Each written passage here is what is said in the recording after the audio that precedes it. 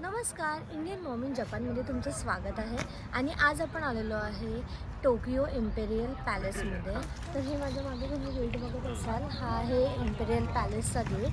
तर आता आपण आतमध्ये एंट्री करणार आहोत आणि चला मी तुम्हाला आज दाखवते की टोकियोमधलं इम्पेरियल पॅलेस कसं आहे. तर चला आता आपण पॅलेसच्या आतमध्ये पाहूयात आणि आपण थोडीफार पॅलेसबद्दलचं जे काही आपल्याला इन्फॉर्मेशन आहे ते पण घेऊयात आणि मी तुम्हाला देखील देण्याचा इथे प्रयत्न करेल.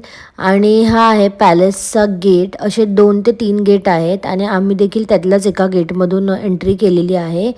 आणि इथे मी विचारत होती तिकीट्सबद्दल. आय थिंक जे पॅलेसचं ॲडमिशन आहे ते फ्री आहे, तिकीट्स नाही आहे पॅलेसमध्ये फिरण्यासाठी, रोम करण्यासाठी. तर चला दाखवतो तुम्हाला मी इकडचं हिस्टॉरिकल जे राजांचं पॅलेस आहे ते कसं असेल. तर आता हे पॅलेसमध्ये कसं जायचं वगैरे त्याचे सगळे डायरेक्शन ह्या मॅपवरती इकडे दिले होते. तर आम्ही मॅप फॉलो करत करतच सगळे स्पॉट जे आहे ते कवर करणार होतो. आणि पुढे एक टूर गाईड पण आम्ही घेणार होतो, ते तुम्हाला कळेलच. इथले जे गेट आहेत त्याचे दरवाजे बघा, आपले जसे म्हणजे हे पूर्ण जे काम आहे ते पूर्ण वुडनचं आहे आणि दरवाजे वगैरे एकदम मजबूत वाटत आहेत.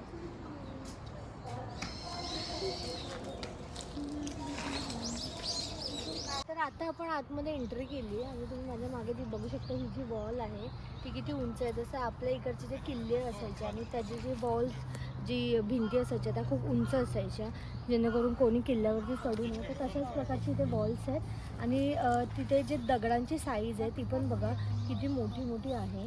तर म्हणजे आपल्या इथे जसे जे किल्ले वगैरे हे जे हिस्टॉरिकल प्लेसेस आहेत तशाच काइंड ऑफ हे पण आहे की इकडे राजाचे किल्ले कसे असतील. तर आता आपण ते पाहणार आहोत पुढे, त्यामुळे व्हिडिओ जो आहे तो शेवटपर्यंत पहा. तर आजच्या व्हिडिओमध्ये मी तुम्हाला इकडच्या काही हिस्टॉरिकल गोष्टी ज्या आहेत त्या दाखवणार. ह्या रेड टी शर्टवाल्या ज्या होत्या त्या होत्या आमच्या टूर गाईड. ह्या होत्या 55 इयर्स ओल्डच्या आणि त्या तितक्याच खूप एनर्जेटिक होत्या. आणि त्या इंग्लिशमध्ये आम्हाला पूर्ण पॅलेसबद्दल इन्फॉर्मेशन देत होते. हे सगळे फॉरेनर्स होते, इन्क्लुडिंग मी. आणि आम्ही सगळ्या वेगवेगळ्या देशामधून आलेलो होतो. तिने सगळ्यांचं इंट्रोडक्शन घेतलं आणि त्यानंतर माहिती द्यायला स्टार्ट केलं. सगळ्यात पहिलं तर तिने आम्हाला ह्या स्पॉटवर आणलं होतं. तर हा जो स्पॉट होता तो होता म्हणजे पॅलेसमध्ये जे काही दारुगोळा, जे काही हत्यारं वगैरे होती ती ह्या जागी ठेवायचे. समोर हे जे तुम्हाला घरासारखं दिसत असेल ह्या जागी ठेवायचे. आणि इथे जायला आतमध्ये अलाउड नव्हतं, त्यामुळे तिने बाहेरूनच दाखवलं. आणि त्यानंतर तिने नेक्स्ट ह्याच्यावरती नेलं ते म्हणजे गार्ड हाऊस. हे तुम्हाला दिसत असेल, ती फोटो दाखवून म्हणजे जुने फोटो पण दाखवत होती आणि नवीन पण दाखवत होती. आणि 100 गार्ड तिकडे राहायचे, असं त्यांचं स्टे हाऊस होतं ते तिने सांगितलं. त्यानंतर तिने आम्हाला ह्या पॉईंटवर आणलं. इथे 3 वेगवेगळ्या प्रकारच्या वॉल्स होत्या. एका ह्याच्यावर नेट होते, एका ह्याच्यावर नॉर्मल रॉक्स आणि एका ह्याच्यावरती जे आपल्या किल्ले असतात तशा प्रकारचे रॉक्स होते. तर तिने तिघांमध्ये डिफरन्स विचारला आणि सांगितलं काय वेगळेपणा दिसतोय. हे सगळ्या प्रकारचे ती Q&A क्वेश्चन वगैरे करून आम्हाला क्युरियस करून ती इन्फॉर्मेशन देत होती. आणि हे जे बांबू ट्री होते हे आपल्याकडे राऊंड शेपमध्ये असतात, पण इथे पॅलेसमध्ये हे जे बांबू ट्री होते हे स्क्वेअर शेपमध्ये होते. ह्याचा हा पण एक युनिकपणा होता इकडे.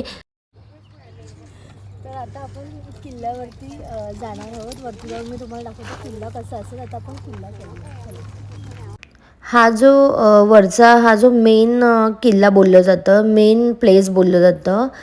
आणि हे ते वरती तुम्हाला काहीच दिसणार नाही. त्याचं कारण हे की ह्या पॅलेस इथे एक मोठं असं त्यांचं एक घर होतं, पण ते जळालेलं आहे. आणि असं म्हटलं जातं की इथे खूप प्रकारची घरं होती, ती जळाली गेली. आणि हे जे आहे हे म्युझिकल झोन बोललं होतं जात होतं त्याला टूर गाईड थ्रू. त्याचं कारण आहे की इकडे जे आत्ताचे राजा आहेत त्यांनी त्यांच्या आजीसाठी जेव्हा त्यांचा 60वा बड्डे पूर्ण झाला तेव्हा त्यांच्यासाठी त्यांनी ते म्युझिकल झोन बनवलेलं आहे आता रिसेंटली. तर सगळे लोक त्याचा फोटो वगैरे काढवती. आणि इकडे हे जे तुम्हाला दगडं दिसत होती त्याच्यावर मोठे मोठे असे राजवाडे होते. ते लाकडी असल्यामुळे ते जळाले गेले आणि ते बोललं जातं की खूप मोठी आग लागली होती.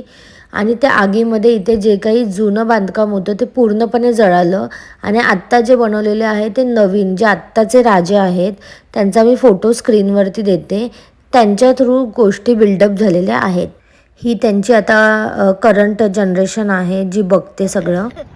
तर आता आपण आलेलो आहे इथे ऑर्चिड फ्रूटची अशी बाग केली यांनी आणि इथे तुम्हाला माझ्या मागे इथे तुम्हाला झाडं दिसत असतील आणि हे सगळे फ्रूट्स आहेत ऑर्चिड म्हणून ऑरेंज कलरचे दिसत आहेत. खूप छान असे फ्रूट्स आहेत, तुम्हाला बघू शकता तुम्ही. पूर्ण झाड जे आहे ते फ्रूट्सनी भरलेलं आहे पूर्ण झाड. आणि ही अशी पूर्ण बाग त्यांनी त्या साईडला पण आहे पण तिथे अजून फळं लागलेली नाहीत, पण या साईडला पूर्ण फळं लागलेली. ही अशी पूर्ण बाग आहे आतमध्ये.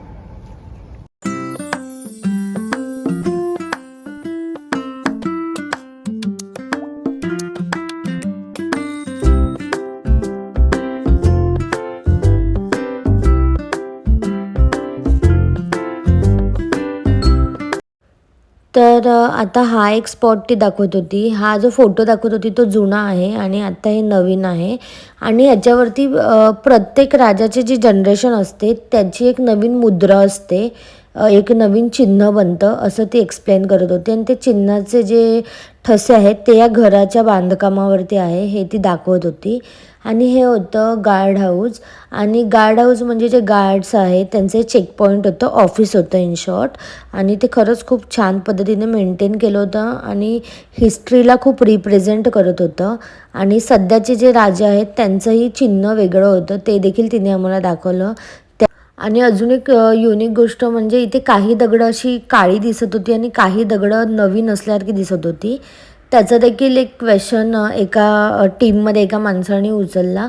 त्यानंतर त्यांनी ते एक्सप्लेन केलं की जेव्हा इथे खूप ह्यूज अशी आग लागली होती, त्या आगीमध्ये इथे जी म्हणजे दगडं आहेत ती त्याचे रंग बदलले गेले आणि खूप ती नॅचरल वेनी आग लागली होती, कोणीही अटॅक केलेला नव्हता, हे देखील तिने एक्सप्लेन केलं. आणि हे जे मागे होतं हे होतं टी हाऊस, जिथे रेस्ट रूमसारखं होतं की लोक किंवा गेस्ट किंवा राजे येऊन तिथे टी टाईम एन्जॉय करायचे. त्यानंतर हा लास्ट स्पॉट होता जो तिने आम्हाला दाखवला, ते म्हणजे Japanese garden. Typical Japanese garden. ही आमची पूर्ण टीम होती, म्हणजे एक मला वाटतं एक 15 जणं असतील वेगवेगळ्या कंट्रीजमधून, जे इंग्लिशमध्ये कम्फर्टेबल होते आणि ते तिच्याबरोबर फिरत होते. तर येस की हे जॅपनीज गार्डन आहे ते तिने एक्सप्लेन केलं.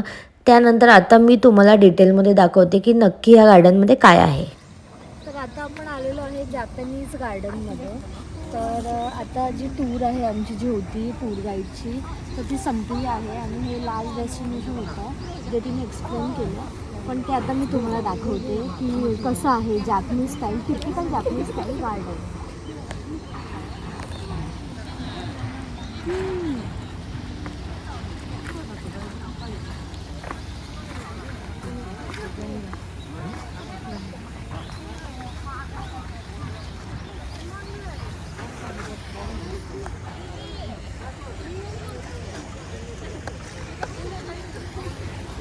हे तुम्ही माझ्या मागे बघत असाल हे गार्डन आहे आणि पूर्ण गार्डनमध्ये हे एकच पॉन्ड होतं. आणि ह्याच्यामध्ये ती जी टूर गाईड होती तिने सांगितलं की ह्याच्यामध्ये जे फिश होतं ते खूप युनिक आहे. आणि तिकडे जे ते आता मला जर तुम्हाला दिसलं दाखवण्याचं, आय थिंक तिकडे आहे.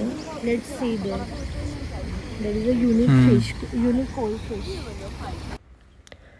तर हे आहे कोई फिश. जपानमध्ये कोई फिश खूपच फेमस मानलं जातं. इथे तुम्हाला जागोजागी जे पॉन्ड आहेत तिथे कोई फिश भेटतील. पण ह्या कोई फिशचं वैशिष्ट्य असं आहे, हे आम्हाला त्या टूर गाईड थ्रू कळालं. मे बी आम्ही टूर गाईड घेतली नसती तर आम्हाला ह्या जागेचं एवढं हिस्ट्री पण कळाली नसती. तर बरं झालं की आम्ही टूर गाईड घेतली, बऱ्याच गोष्टी समजल्या. आणि हे जे आहे हे जे कोई फिश आहे हे खूप युनिक आहे असं म्हटली ती. हे जे वेगळ्या दोन प्रकारच्या ब्रीड ज्या आहेत त्या इथे मिक्स करून हे कोई फिश बनवलेले आहेत. हे तुम्हाला पूर्ण जपानमध्ये फक्त इम्पेरियल पॅलेसमध्येच हे कोई फिश अशा प्रकारच्या ब्रीडचे पाहायला भेटतील, हे देखील तिने आम्हाला सांगितलं. आणि खरंच हे खूप वेगळ्या डिझाईनचे कोई फिश होते. आणि त्यांचे एक युनिकनेस होता की क्लॅप केल्यावरती ते सगळेजणं एकत्र यायचे आणि म्हणजे हे एक वैशिष्ट्य होतं त्याचं. आणि त्यानंतर आम्ही कोईफिश पाहिल्यानंतर वरच्या बाजूला ट्रेक करत गेलो. एक 5 ते 10 मिनटाचा ट्रेक होता आणि वरच्या बाजूनी म्हणजे जे जापनीज गार्डन आहे त्याचा व्ह्यू घेत होतो आणि खरंच छान असं मेंटेन केलेलं आहे, तुम्ही बघू शकता. ह्या जागेचं वैशिष्ट्य म्हणजे इथे ग्रीनरी खूप जास्त होती आणि जे काही राजा राणी होते त्यांनी त्यांच्या प्रिव्हसी पॉईंट ऑफ व्ह्यूमुळे आतलं इनसाईड जे त्यांचं इम्पेरियल आहे त्याचं तिथे एंट्री नव्हती. तिथे कोणाला टूर देखील दिला नाही. पण लांबून त्यांनी दाखवलं की असं असं त्यांचं इम्पेरियल आहे. तरी तुम्हाला इनसाईड फोटो हवे असेल तर तुम्ही गुगलवरती जाऊन गुगल करून पाहू शकता. ते तिथे अवेलेबल आहेतच. पण येस की ते अजूनही ह्या पॅलेसमध्ये राहतात आणि त्यांची प्रायव्हसी डिस्टर्ब होऊ नये ह्या कारणाने तिथे आतमध्ये जायला एंट्री नव्हती. पण इथे खूप त्यांनी छान एक गोष्ट केलेली की फ्री झोन केला होता लोकांसाठी. तर आता मी तुम्हाला इकडचं छोटं फाउंटन दाखवते, छोटा धबधबा जो आहे तुम्ही बघू शकता की लोकांनी यावं, त्यांना कुठलेही पैसे न भरता इथले जे इम्पेरियल पॅलेस आहेत त्याची हिस्ट्री समजावी. आणि लोक इथे पहिल्याच्या काळामध्ये राजाला देव म्हणून मानायचे आणि अजून देखील तशाच प्रकारची रिस्पेक्ट इथे राजा लोकांना आहे. आणि हे जे पॅलेस आहे ते त्याचं खूप मोठं उदाहरण आहे. इथे खूपच फॉरेनर्स मोठ्या संख्येने इथे दिसत होते की येताना इकडची हिस्ट्री जाणून घेण्यासाठी. आणि आम्हाला देखील खूप छान वाटलं टूर गाईड घेतल्यावरती. खूप गोष्टी क्लिअर झाल्या, कारण फक्त मॅपनी गोष्टी स्पॉट कवर करणं म्हणजे तेव्हा हिस्ट्री कळत नाही. आणि हे देखील एक स्पॉट होता. इथली मेन गोष्ट आहे की इथे जे आजूबाजूचं जे पॅलेसच्या आजूबाजूला जे बिल्डिंग आहेत कमर्शियल हॉटेल वगैरे काहीही, ह्याच्यावरती कुठेही प्रकारचं रंगीबिरंगी ॲडव्हर्टाईज नव्हती. इलेक्ट्रॉनिक असे म्हणजे बॅनर्स नव्हते, काही नव्हतं. कारण तिथे ते राजांनी अलाउड केलेलं नव्हतं की इथली प्रायव्हसी जी आहे ते डिस्टर्ब होते ह्या कारणाने. असं ते जे टूर गाईड होते ते त्यांनी सांगितलं की इथे तुम्हाला जपानमध्ये मधल्या सगळ्यात युनिक बिल्डिंग दिसतील. त्या म्हणजे सिम्पल, कुठल्याही प्रकारची लाईट्स नाही, कुठल्याही प्रकारचे होल्डिंग नाही. त्यानंतर तुम्हाला मी इथे दाखवते की ही एक युनिक गोष्ट मला वाटलेली. तर हा मॅप आहे इथल्या झाडांचा की ही झाडांबद्दल थोडीशी माहिती. ते इथे लिहिलं सिम्बॉलिक प्रिफेक्चर ट्री. म्हणजे जपानमध्ये 47 प्रिफेक्चर आहेत. प्रिफेक्चर म्हणजे राज्य, आणि प्रत्येक राज्यातलं विशेष असं एक झाड त्यांनी इथे 47 झाडं प्लांट केली आहेत वेगवेगळी. प्रत्येक राज्याचं म्हणजे स्पेशल असं ट्री त्यांनी इथे प्लांट केलं आहे. तर हा पूर्ण तो एरिया आहे. तर चला मी तुम्हाला असा ओव्हरव्ह्यू करून दाखवते की हा कसा दिसतो एरिया आणि त्यांनी किती छान मेंटेन केलं.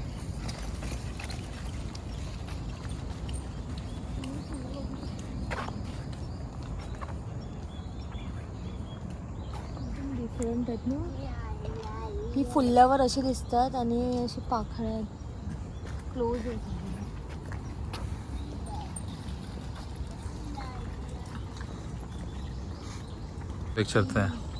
या अशा पाट्या लावलेल्या आहेत. प्रत्येक प्रिफेक्चरचं नाव आहे ह्याच्यावरती. नागासाकी नागासाकी का? हां. तर असं प्रत्येक झाडाची इथे पाटी लावली आहे की कुठल्या झाडाचं कुठलं झाड आहे कुठल्या प्रिफेक्चरमधून आहे. तर असं त्यांनी इथे बोर्ड्स लावून लोकांनी इन्फॉर्मेशन दिली.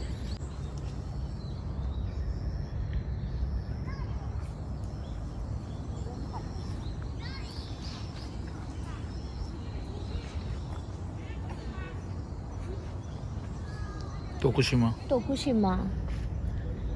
प्रिफेक्चर. तर असेच 47 प्रिफेक्चरची झाडं आहेत आणि खूप छान आहेत झाडं. प्रत्येक झाडं वेगळे आहे. काही झाडांना फुले आहेत, काही झाडांना नाही आहेत, काही झाडांचं टेक्स्चर वेगळे आहे. तर अशा प्रकारचं त्यांचं वे ऑफ प्रेझेंटेशन खूप छान आहे ॲक्च्युली. तर आय होप तुम्हाला हे जे पॅलेस आहे इम्पेरियल पॅलेस ऑफ टोकियो आवडलं असेल. आणि इकडे मेन टोकियो सिटीमध्ये हे पॅलेस आहे, त्यामुळे इथे फॉरेनर्स येतात आणि त्यांना कन्व्हिनियंट पडतं येणं आणि इथे गोष्टी एक्सप्लोर करणं. इकडे स्प्रिंग सीझनमध्ये जास्त लोक येतात, ऑटम पाहायला देखील येतात. तर असं सीझन वाईज देखील इथे बरीच लोकं येतात, कारण इथली ब्युटी जी आहे जपानमधली ती सीझन वाईज चेंज होते. आणि हा आता बॅक गेट होता जिथून आम्ही एक्झिट करत होतो. आजचा व्हिडिओ आवडला का हे नक्की मला कमेंटमध्ये सांगा. आणि हा जो आजचा व्हिडिओ होता तो होता इम्पेरियल पॅलेस ऑफ टोकियो. तर तुम्हाला व्हिडिओ कसा वाटला ते नक्की सांगा.